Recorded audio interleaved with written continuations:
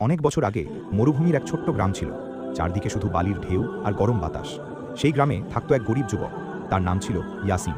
ইয়াসিনের বাবা অনেক আগেই মারা গিয়েছিল। তার ঘরে ছিল শুধু তার অন্ধ ও অসুস্থ মা। ছোট্ট কাঁচা ঘর, ছাদ খেজুর পাতার। বৃষ্টি হলে ঘরের ভেতরেই পানি পড়ত। কিন্তু ইয়াসিন কখনো অভিযোগ করত না। সে ভোর থেকে রাত পর্যন্ত কাজ করত। কখনো বাজারে বোঝা বহন করত, কখনো উটের দেখাশোনা করত। সবই করত শুধু তার মায়ের জন্য, কারণ তার মা কয়েক বছর ধরে অসুস্থ ছিলেন। চোখেও ঠিকমতো দেখতে পেতেন না। একদিন বাজারে খবর ছড়িয়ে পড়ল, শহরের বড় ব্যবসায়ী হাজি সালেম একটা বড় কাফেলা নিয়ে দূরের শহরে যাবে। তিনি বললেন, যে আমার সাথে যাবে তাকে আমি অনেক টাকা দেব। এই কথা শুনে বাজারে সবাই উত্তেজিত হয়ে গেল, কারণ সেই টাকায় একজন গরিব মানুষের জীবন বদলে যেতে পারে। ইয়াসিনও ভাবল, এই সুযোগ পেলে আমি মায়ের চিকিৎসা করাতে পারব। সে দ্রুত গিয়ে নিজের নাম লিখিয়ে দিল। পরদিন ফজরের আগে কাফেলা রওনা দেবে। রাতে ইয়াসিন বাড়ি এসে মাকে সব বলল। সে ভাবল মা খুব খুশি হবে, কিন্তু মা চুপ করে রইলেন। তারপর ধীরে বললেন, বাবা, তুমি চলে গেলে এই অন্ধ বুড়ি মাকে পানি কে দেবে? এই কথা শুনে ইয়াসিন চুপ হয়ে গেল। তার মনে যুদ্ধ শুরু হলো। একদিকে অনেক টাকা, অন্যদিকে অসহায় মা।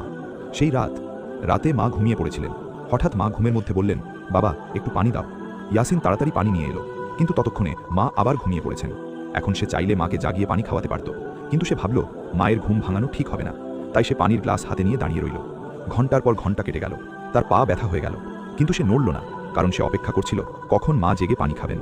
এদিকে বাইরে ভোর হয়ে গেল। কাফেলার উটের ঘণ্টার শব্দ দূরে মিলিয়ে গেল। ইয়াসিন বুঝল তার সুযোগ শেষ। সকাল, মা জেগে দেখলেন ইয়াসিন এখনও পানি নিয়ে দাঁড়িয়ে। তিনি অবাক হয়ে বললেন, বাবা, তুমি কি সারা রাত এমনই দাঁড়িয়েছিলে? ইয়াসিন হেসে বলল, আপনি পানি চেয়েছিলেন অম্মি। মায়ের চোখে পানি চলে এলো।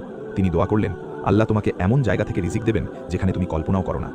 কয়েকদিন পরে একদিন খবর এলো যে কাফেলার সাথে সবাই গিয়েছিল সেটা মরুভূমিতে ডাকাতদের হাতে পড়েছে। সব লুট হয়ে গেছে, অনেকে মারা গেছে আর বাকিদের ধরে নিয়ে গেছে। এই খবর শুনে পুরো গ্রামে কান্না শুরু হয়ে গেল। ইয়াসিন কাঁদতে লাগলো। সে বুঝল যদি সে সেই দিন চলে যেত তাহলে আজ হয়তো বেঁচে থাকতো না। সে আকাশের দিকে তাকিয়ে বলল, হে আল্লাহ, মায়ের দোয়া সত্যিই মানুষকে বাঁচিয়ে দেয়।